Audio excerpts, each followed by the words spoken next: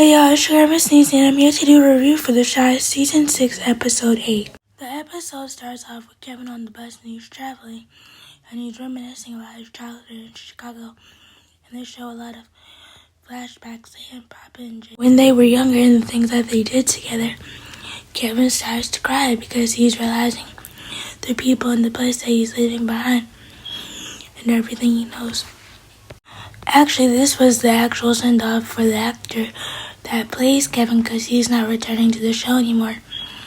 It hurts because we watched this little boy grow up into a young man, but I'm proud of him and his journey, and I can't wait to see what he does next. Over at Emmett and Keisha are not talking to each other, and they're in the kitchen, and Emmett is trying to make a sandwich. And Keisha's not helping him look for the mirror clip that he's looking for. Their communication skills have definitely been off since Emmett found out that Keisha went to go see Nuck. Keisha asked Emmett if he could take off one day so that she could go find jobs. He was like, I can't take off today, but I'll take off the whole week next week. And they go upstairs and they have sex, and after they have sex, Emmett's like, so all our problems are gone now? Keisha was like, no, that was just my way of saying thank you for you taking off a week from me so that I could find jobs. Emmett's like, why would you go to the next man about me protecting my family? Keisha's like, I had to do what I had to do for my family.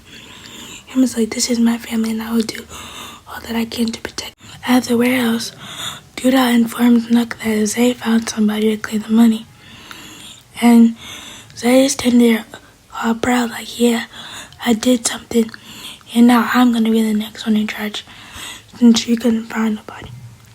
Duda can see that, so he tells Zay that he still has a lot of work to do before he actually can be one of the top dogs. Rob and Tiff are at the grill room, and Rob tells Tiffany all the details about Duda killing his uncle. And Tiffany's like, what? Duda kill your uncle? Rob is like, yeah, and the reason we got this money is because my mom said I had to take him out. Tiffany tells Rob to tell his mom that he's not killing nobody. Rob said, I can't do that. Tiffany says, why? He says, my mom makes Duda look like a saint. I'm like, what in the world does your mom do? If she's so gangster the way that Rob says she is, why couldn't he find somebody herself to take Duda out? Why would she put her own son's life in danger? Then we see Papa Smokey's talking to Kenya, and he tells her that they could be friends but nothing more because of he wants to honor his dad's wishes, which I understand, but Papa, you can't let your daddy's decisions and opinions stop you from living your life. And Kenya has been nothing but at Kevin's house. Maisha and him are talking, and Maisha's like, you sure long distance won't be too much? Kevin's like, no, I'm only one phone call away, and I'm like, oh, they're actually having a mature and serious relationship. Maisha's like, if it ever gets too much, please tell me, because I don't want to be hurt. Kevin says that. Then Darnell and Ada's, Emmett tells his mom and dad that he has to pay Duda a certain amount of money. Darnell tells Emmett that he would help him out, and Emmett's like, I don't need you in your help. Darnell's like, I lived a life before you, so I know what's going down. And it's like, I still don't need you. And why would you try to come around now? Basically, when you wasn't around then. And Darnell's like, do you know how much fear is in my heart when the phone rings every night and we think that you're dead because you're living a life that you're not supposed to live? And Emmett's not trying to listen to that. So he basically walks out the door all mad. We see Rashad at the community center, and he sees Tiara and Marcus there, and they're all hugged up. And Rashad's jealous because he really likes Tiara. He sends her a text message like, we had one amazing night, but I'm letting you go because I can't stand to look at you and him together. And I'm like, Rashad, you have a whole girlfriend that you live with, and you're over here fantasizing about that. Tiffany comes over to talk to Emmett, and Tiffany tells Emmett about Rob's plan to kill Duda. And Emmett's like, why would you do that? Tiffany's like, I can't tell you, but that's his plan. Emmett's like, why you come over here to talk to me? Tiffany's like, I came over to talk to you to see if you could talk some sense in him. Emmett's like, ain't that your job? Tiffany's like, yeah, but he's not listening to me. So I thought you could talk to him. It's like, I don't know about that. Tiffany said, think about me and the safety of your van. Takes his last ride around the city with Papa and Jake before he leaves to go to California. But before they take their last ride, Kevin tells Jake and Papa that he's still going to be with Missniecytv, even though he's in California. Papa tells Jake and Kevin that he's going to missionary school and that he's not with Kenny anymore. Jake is like, why you're not with Kenny? Papa's like, I'm respecting my dad's wishes. And Jake is like, I know that, but you also have to live your life. And you can't stop your life because of the opinions that your dad had about you and your decisions. It's your life and you gotta live it. And Papa's like, yeah, that's right, it's my life. But Kevin also tells Jake that he could take over his lease. Jake is like, you sure? Kevin's like, yeah, I'd rather my bro be here than some stranger. So Jake is getting his own place. Then we see Darnell meet up at the bar with Duda, and he gives Duda half the money that Emmett owes him. And Duda's like, I don't do money in increments. I do it in favors. So you either risk the safety of your son and his family, or you can talk good about me around the city. Darnell's reluctant at first, but he takes the money after Duda tells him that he left it there. I'm like, Darnell will do anything to protect his son, but Duda and Darnell are going to end up in a bad deal. When Keisha was at home with Emmett, Nuck texted her asking to meet up. Keisha doesn't want to meet up at first, but she eventually does go. And she tells Nuck that they can't meet up and talk like this because Emmett's not okay with it. Nuck said, I respect your situation, but I just need a friend, someone that won't try to kill me, and someone that will be in my life to be there for me. Keisha's like, I can't do that anymore because I'm with Emmett. Keisha wasn't going to do it in the first place because even though she forgave Nuck, she still harbors some feelings for him. And Nuck is deeply in love with Keisha. Then we see Jake talking to Jim, and he lets her know that he's getting his own apartment because Kevin let him take over his lease. And Jim is all excited, like, hey, we can move together. And Jake is like, no, I want to live on my own. And Gemma takes offense to that, and she tells him that I'm not sleeping with you anymore since you don't want to live together. Jake just got his own place, and now you want him to move you in. Like, girl, y'all are only 17, 18 years old. Y'all don't need to be living together right now anyway. And are you that petty to keep sex away from him because you can't move in with him? Really, Gemma? Emmett and Rob go to talk to Victor about their plan to take out Duda. And Victor's like, I can't help y'all. I'm not getting it. And Rob says, I got a plan, but I don't know if it'll work. So I need somebody else to help me. Victor's like, it won't be me. And Victor's like, just because you're tall, you're not a gangster. You don't know how this life goes. I live this life, and you're just getting into it. And Emmett, your parents made sure you ain't one for nothing, so why are you doing this? Emmett's like, I'm doing anything I can to protect my family. Emmett doesn't like the advice that Victor gave, and neither does Rob. So once they get done talking to Victor, Emmett makes a phone call to somebody, and they're trying to execute this plan.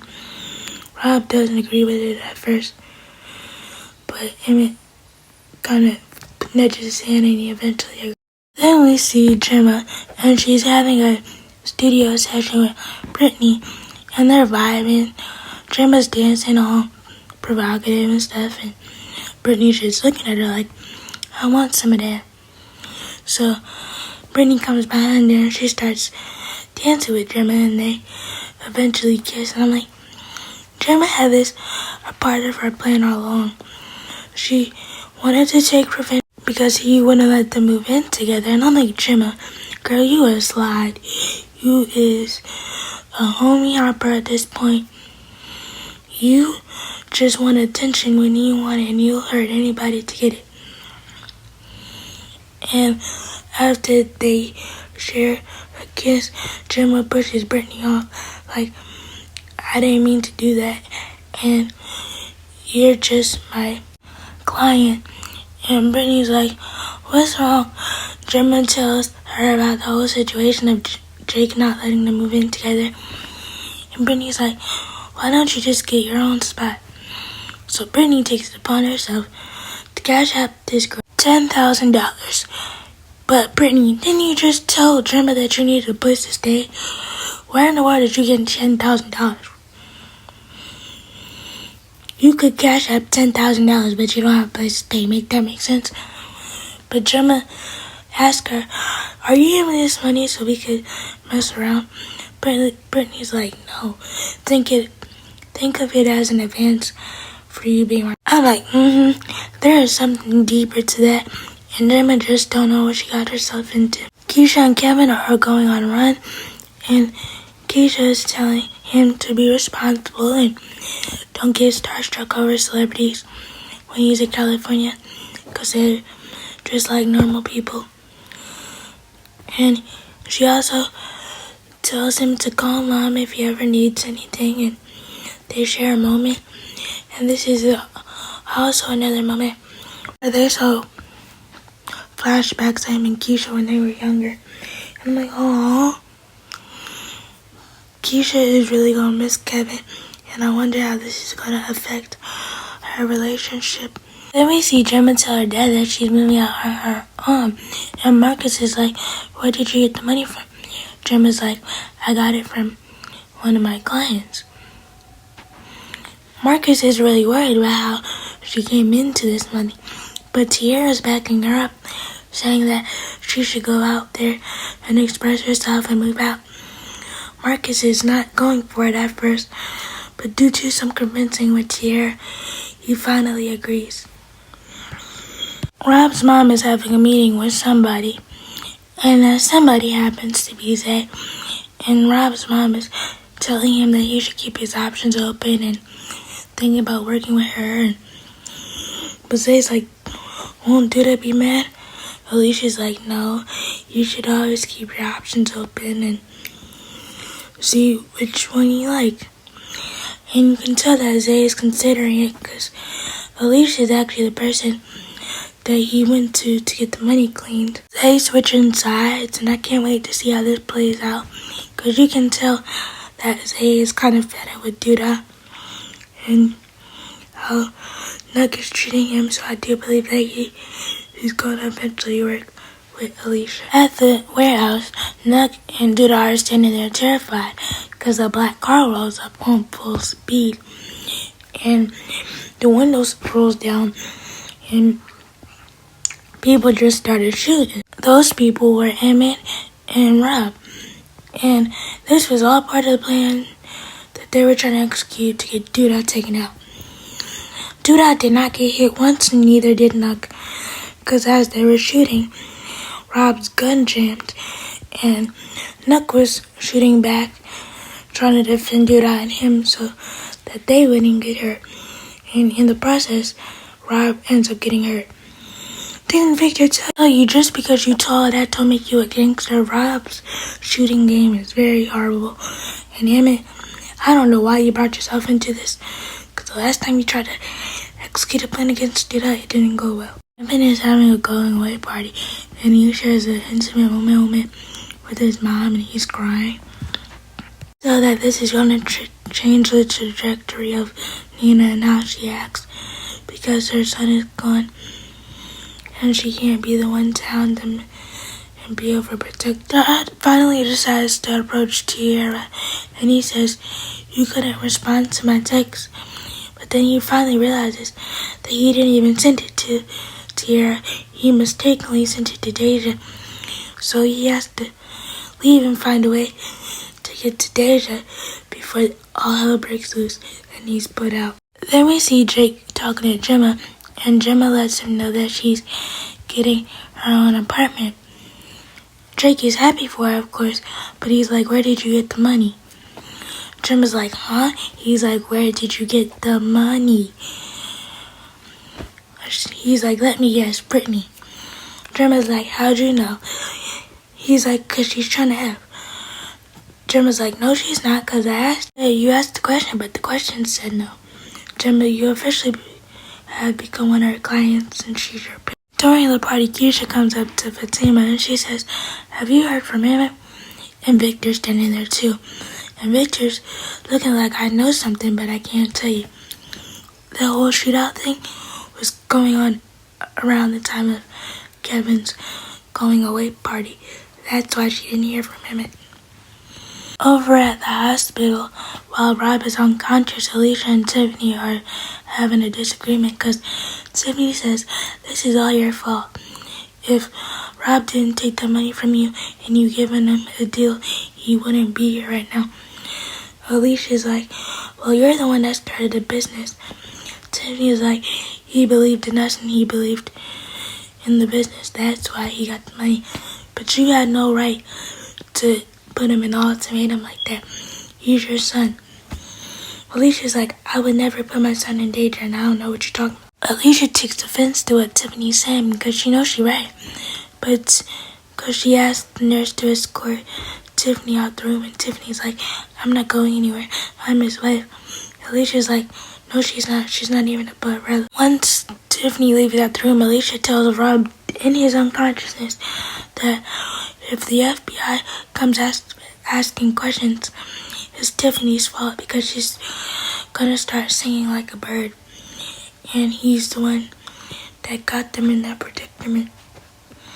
So he goes back to the warehouse and Duda asks him, where have you been and why weren't you answering your phone? So he's like, my phone died. That's when Duda yokes him up against the wall. Duda's like, you're always supposed to answer your phone, no matter the situation. And you could tell that Zay is frustrated with Duda, because after Duda lets go, Zay looks at him like, if looks could kill. Zay is definitely considering working with Alicia after what just happened. Victor is yelling at him outside of Rob's hospital room. Victor is like, I told you not to do anything.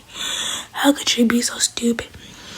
Him is like, I just wanted to protect my family and help Rob out. Victor's like, you did something really stupid now. What do you think's gonna happen now? Him is like, he's not dead, is he? Victor basically tells him that he started something that he can't finish.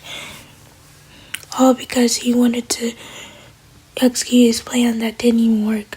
And now Rob is laying in the hospital fighting for his life. Deja ends up liking the text that Rashad sent to Tiara.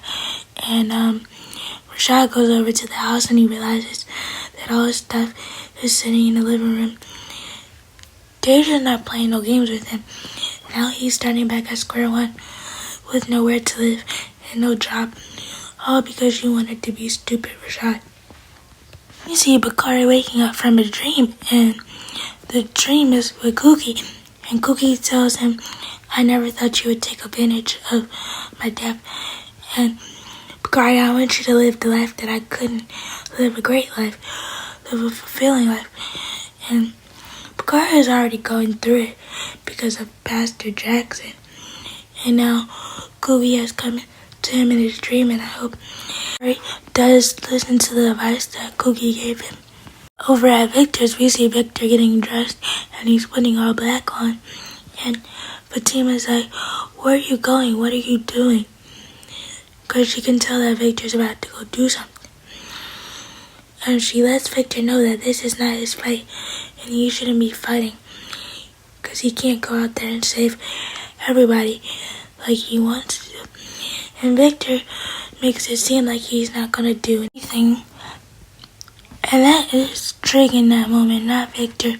But I hope whatever Trig does doesn't badly affect Victor in his political life. But I'm glad that Trig has shown up once again. Victor goes upstairs after having the moment with Fatima, telling her that he's not going to do nothing.